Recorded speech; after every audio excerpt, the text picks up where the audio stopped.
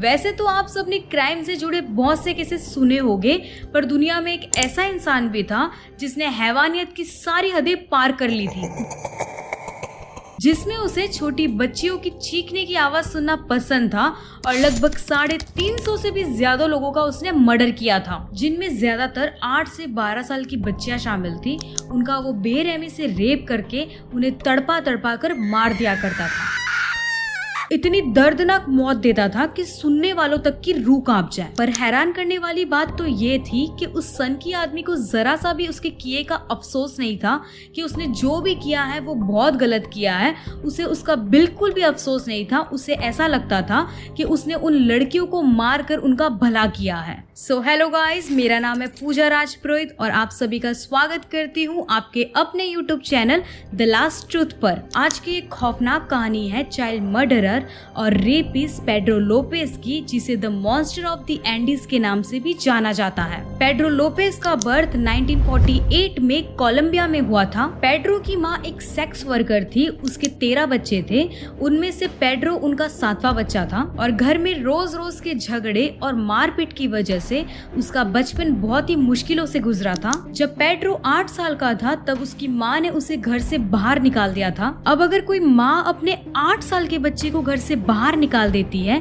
तो जरूर उसके पीछे कुछ ना कुछ तो वजह रही होगी, और वो रीजन ये था कि पेड्रो ने अपनी ही छोटी बहन के साथ रेप करने की कोशिश की थी। और ये घटिया हरकत करते हुए पेड्रो की माँ ने उसे देख लिया और उसे तुरंत ही घर से बाहर निकाल दिया। अब जब कोई 8 साल की उम्र से ही ऐसा हो और जो अपनी बहन तक को ना छोड़े, वो इंसान आगे जाकर हैवानी बनता है। पेड्रो को घर से बाहर निकालने के बाद वो बुगोटा की गलियों में भटकने लगा। कुछ आदमी पेड्रो के पास गए और उसे उनके साथ चलने के लिए कहा कि वो उसकी हेल्प करेंगे, खाना पीना और रहने की जगह देगी। अब कोई हेल्प कर रहा है तो पेड्रो मना कैसे करता, क्योंकि वैसे भी उसके खाने के लाले पड़ गए थे, इसलिए वो उनके साथ चलने के लिए तैयार हो गया। फिर वो लोग पेड्रो को एक पुरानी बिल्डिंग में लेकर गए। वहाँ उन्होंने पेड्रो का रेप किया और फिर से उसे रास्ते पर छोड़कर आ गए। इस इंसिडेंट के बाद से पेड्रो अनजान लोगों पर भरोसा करने से डरने लगा। 12 साल की उम्र में पेड्रो को एक अमेरिकन फैमिली ने अडॉप्ट किया और उसे प्रॉमिस किया कि वो उसे बहुत अच्छे से रखेगी। पेड्रो के पास दूसरा कोई रास्ता नहीं था उनके साथ जाने के अलावा, क्योंकि वैसे भी वो दर दर भटक रहा था। फिर वो उसकी नई फैमिली के साथ गया। उन्होंने उसे काफी अच्छे से रखा और पेड्रो का एक स्कूल में एडमिशन भी करवाया। लेकिन एक दिन स्कूल के एक टीचर ने पेड्रो का रेप किया, जिसकी वजह से पेड्रो को वो सारी पुरानी बातें याद आ गई जो उसके साथ में हुई थी। एंड गुस्से में पेड्रो ने अमेरिकन फैमिली का घर छोड़ दिया और उन्हें बिना बताए घर से भाग गया। उस घर से भागने के बाद पेड्रो बहुत चोरियां करने लगा, लेकिन 21 साल की उम्र में पेड्रो को चोरी करने के अपराध में 7 साल की जेल की सजा सुनाई गई। पेड्रो को जेल में गए कुछ टाइम ही हुआ और वहाँ भी उसके साथ कुछ कैदियों ने रेप किया। फिर एक दिन वो थक गया और उसने ठान लिया कि अब वो खुद के साथ ऐसा बिल्कुल भी होने नहीं देगा, और गुस्से में बदले की भावना के साथ उसने उन सभी कैदियों का मर्डर कर दिया जिन ने उसका रेप किया था। जब पेड्रो ने उसकी सजा पूरी कर दी तो 1978 में उसे रिहा कर दिया गया और जेल से छूटने के बाद वो पेरू गया। और यही वो टाइम था जब पेड्रो ने लगभग 100 से भी ज्यादा लड़कियों का मर्डर किया था। इनमें ज्यादातर लड़कियां इंडिजिनस ट्राइब की थी।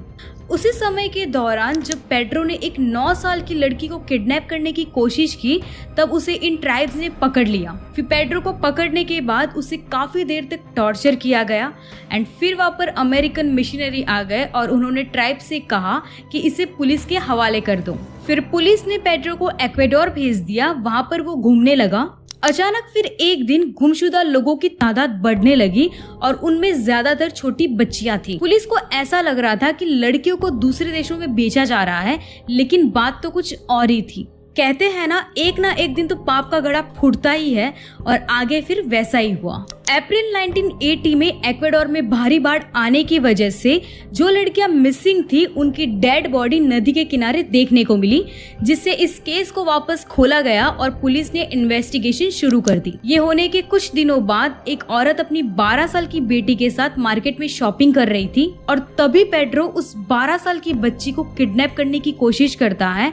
ये देखकर उसकी माँ जोरों से चिल्लाती है और सारे दुकानदार इकट्ठे हो जाते हैं और पेड्रो को तब तक पकड़ के रखते हैं जब तक पुलिस नहीं आ जाती। फिर पेड्रो को पुलिस पकड़कर ले जाती है और उसे सवाल जवाब करती है, लेकिन पेड्रो चुपचाप बैठे रहता है, कुछ भी नहीं बोलता है। पुलिस को समझ आ जाता है कि ये ऐसे कुछ भी नहीं बताएगा, कोई अलग रास्ता अपनाना पड़ेगा सच उगलवाने के लिए। तो इस काम के लिए पुलिस कैप्टन पेस्टर कोर्डोवा को पेड्रो के सामने एक कैदी के रूप में भेजते हैं और उनको एक ही सेल में पेड्रो के साथ में ही रखा जाता है। कैप्टन पेस्टर पेड्रो से कहते हैं कि वो भी एक रेपिस्ट है, जिससे कि पेड्रो उनके सामने सारा सच उगल दे। और ऐसा ही होता है, वो पेड्रो का विश्वास जीत लेते हैं और फिर पेड्रो उनके सामने सब कुछ कन्फेस कर देता है कि उसने 110 लड़कियों का खून इक्वेडोर में किया, 100 लड़कियों का खून पेरू में किया और 100 से ज्यादा लड़कियों का खून कोलंबिया में किया। जब पेड्रो से पूछा गया कि वो ये सब कैसे करता था, तो उसने बताया कि वो मार्केट में घूमता था और उसे जो मासूम लड़की दिखती थी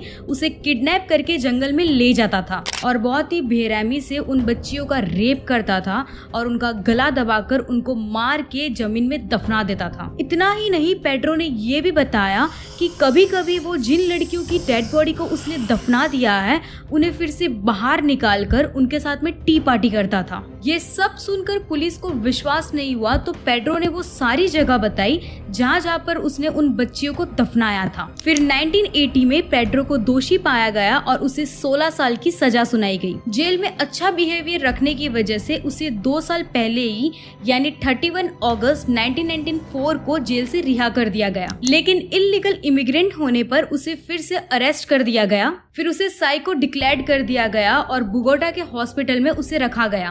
1998 में उसे हेल्दी बताकर $70 की बेल पर उसे रिहा कर दिया गया। दोस्तों 2002 में एक मर्डर होने पर पेड्रो को फिर से अरेस्ट करने का वारंट इशू किया, पर उसके बाद से पेड्रो की काफी कम जानकारी है। वो कहाँ है, जिंदा है या फिर मर गया है, उसके बारे में किसी को भी कुछ भी नहीं पता। अभी भी वो फरारी है। तो दोस्तों आज का केस यही था। अगर आप सबको कोई स्टोरी शेयर करनी हो तो मुझे कमेंट करके जरूर बताना। बाकी दोस्तों मिलते हैं नेक्स्ट वीडियो में, तब तक के लिए टाटा, बाय बाय, राधे राधे।